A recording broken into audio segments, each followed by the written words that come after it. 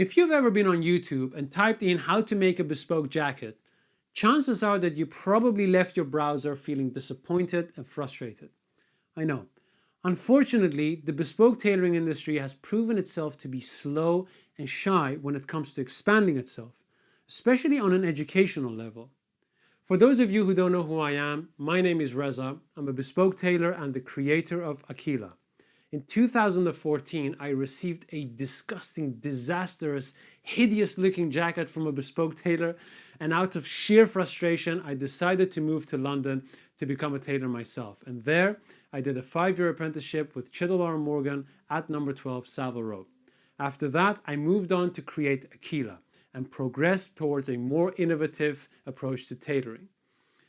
Now, many of you who are passionate about tailoring are considering to do a course or to teach yourself or to do whatever you need to do to get going.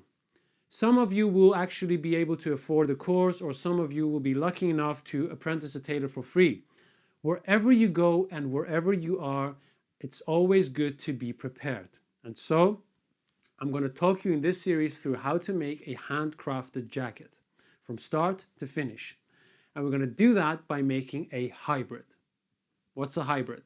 A hybrid is simply a combination of a few styles and a few techniques crushed and compressed into one jacket.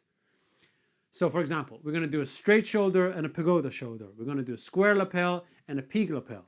We're going to do a patch pocket, jetted pocket, side vent, center vent, and more, all in one jacket. This is going to help me to show you more techniques at the same time while you can practice more efficiently. Now, I'm also going to explain to you the theories and principles behind the techniques so that you can think for yourself and not be chained to instructions, or even worse, someone else's thinking, which is just another form of imprisonment. The most important thing for me is that you have something to develop and to build on as you progress with your inventive mind. Now, why am I doing this and what's in it for me? So this is something I've been thinking of doing for a while because I simply didn't have enough time to reply to and help every single person that ever asked me for it. And so this seemed to be the most efficient way of helping as many people as possible. Now, is this going to piss some people off? Yes. Are people going to criticize this? Absolutely. Are there still going to be people that say, if you pay me, I'm going to give you some special magic or some old world secret? Yes. I also know that some of you make your living through teaching, and that a series like this may not be in your direct interest. But here's the thing. For as long as we portray the basics of tailoring as magic or secret knowledge, then all we're doing is shrinking our chances to reach the full potential of our industry's talents. As uncomfortable as it sounds, the real magic is only going to happen if we make the basics accessible and reliable. Because then the basis of competition is not going to be who's got the better color or who does a nicer sleeve or who's got a balanced jacket or a trouser. It's everything else we haven't thought about. What that is, I don't know. It's yet to happen.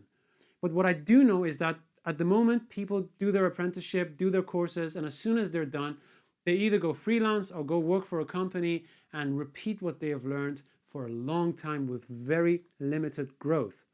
But what I think what should happen is that all these companies and academies and schools and teachers should teach their students how to be more creative, be more inventive, and expand their boundaries. Because learning how to make a jacket is not difficult if explained well. You see, if it was so difficult, then ready-to-wear would never excel the way they did. All the technical progress is happening on their side.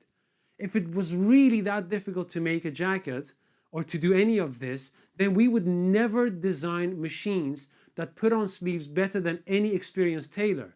And it's not about the machines. It's that the people who designed the machines had so much in-depth understanding about the technique that they could translate it into a mechanical process that actually worked and was reliable.